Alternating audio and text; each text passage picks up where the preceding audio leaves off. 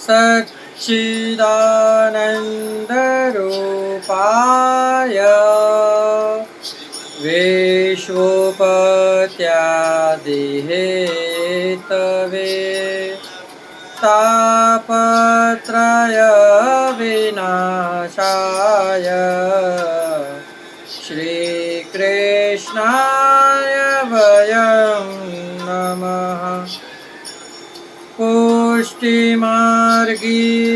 सर्वज्ञ करुणारसपूरितः श्रेष्ठफलप्रदाता च तस्मै श्रीगुरुवे नमः। जय श्री कृष्ण। राधे राधे। दास का प्रणाम स्वीकार करे प्रियजनों। आज हम आपके सामने एक ऐसे वैष्णव की कथा लेकर आए हैं जिनकी कथा कहते हुए हमारा हृदय भी रो उठता है, जिनका नाम हमारे पूज्य पिताश्री के नाम के ऊपर है।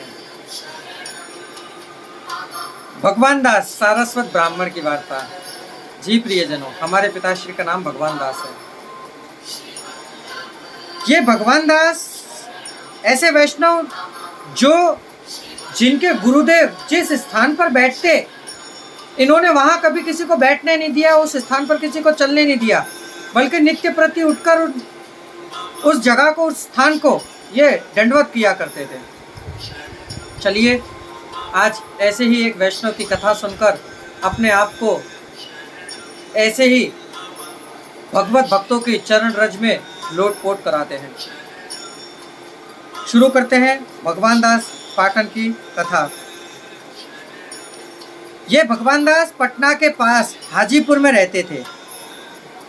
एक समय इनके ऊपर श्री वल्लभाचार्य जी ने प्रसन्न होकर इनको अपनी पादुका जी पधराई और आज्ञा करी कि इनकी सेवा आप नित्य प्रति ऐसे ही किया करिए जैसे आप हमारी कर रहे हैं। हुआ भी ऐसा। भगवान दास नित्य प्रति उन पादुका जी की सेवा ऐसे ही किया करते। पादुका जी की सेवा की प्रथा त्रेता युग में भगवान श्री रामचंद्र जी ने जब भरत को अपनी पादुका पधराई थी, और जब पादुका का राज सिंहासन पर 14 वर्ष तक पधराकर भरत जी ने जिस प्रकार राज चलाया था, उसी प्रकार की सेवा ये श्रीमद् वल्लभाचार्य जी ने अपने शिष्यों को प्रदान करी थी। पादुका जी के भाव से ठाकुर जी ये श्री भगवान दास जी को बड़े ही सहानुभूति कराया करते, इनसे बात किया करते, इनसे सामग्री मांगकर आरोगा करते। ये भी जब इनके घर पर श्री वल्लभाचार्य जी पधारे तो जिस स्थान पर वे पधारे थे, जहाँ वे विराजे थे, उस स्थान पर ये किसी को जाने नहीं देते। इन्होंने हल्दी से उस जगह पर घेरी कर दी कि ना इस जगह पर कोई चलेगा ना कोई जाएगा। सुबह और शाम नित्य प्रति ये उन स्थान को रात्रि में सोने से पहले और सुबह उठने के बाद उस स्थान को प्रणाम किया करते थे।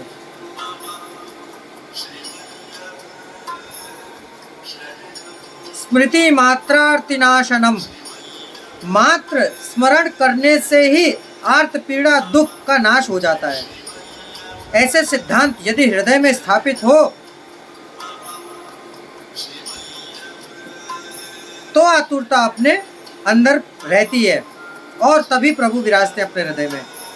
एक समय श्रीनाथ जी बाबा की बाल भोग की सामग्री श्री भगवान दास जी कर रहे थे। उनके हाथ से कुछ सामग्री जल गई। तब उस समय श्री गोसाई जी सेवा कर रहे थे। तब गोसाई जी ने इन्हें सेवा में से दूर कर दिया कि आप यहाँ से चले जाओ। तब ये हमारे ब्रज आने और गांव के अंदर गोविंद कुंड है, वहां पर अच्युत दास जी वहां विराज रहे थे, मतलब बैठे थे।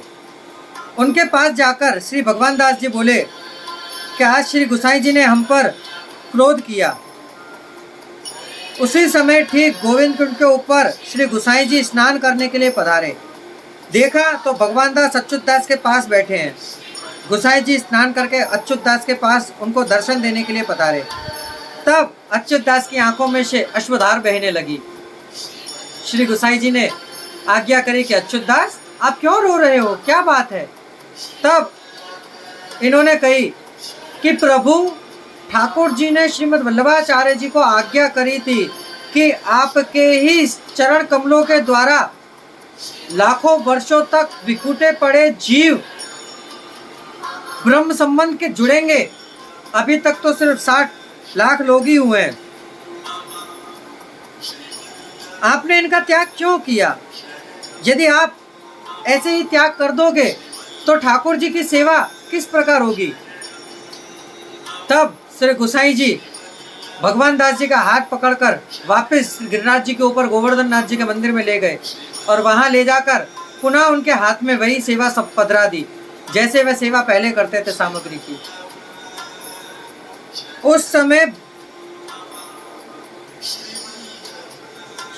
श्री भगवान दास जी ने श्री गोसाई जी के सामने एक नए पद की रचना करी।